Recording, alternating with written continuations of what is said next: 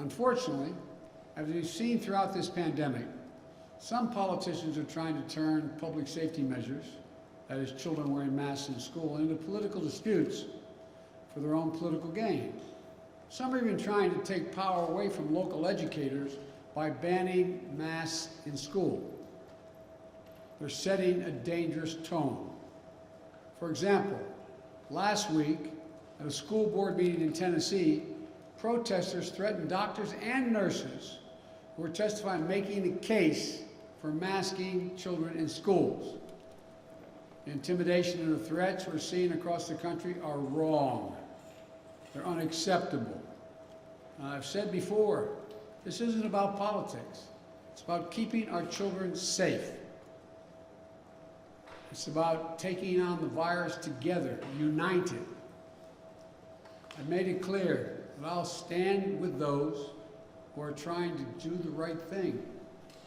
Last week, I called school superintendents in Florida and Arizona to thank them for doing the right thing and requiring masks in their schools. One of them said, "We teach science, so we follow the science."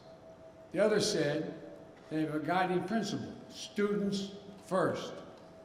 I just couldn't agree more with what they both said. And that's why today I'm directing the Secretary of Education, an educator himself, to take additional steps to protect our children. This includes using all of his oversight authorities and legal action, if appropriate, against governors who are trying to block and intimidate local school officials and educators. And as I said before, if you aren't going to fight COVID-19, at least get out of the way of everyone else who's trying.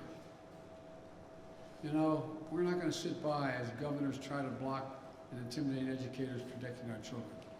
For example, if a governor wants to cut the pay of a hardworking education leader who requires masks in a classroom, the money from the American Rescue Plan can be used to pay that person's salary, 100%. I'm going to say a lot more about children in schools next week, but as we head into the school year, remember this. The Centers for Disease Control and Prevention, the CDC, says masks are critical, especially for those who are not yet vaccinated, like our children under the age of 12. So let's put politics aside. Let's follow the educators and the scientists who know a lot more about how to teach our children and keep them safe than any politician. This administration is always going to take the side of our children.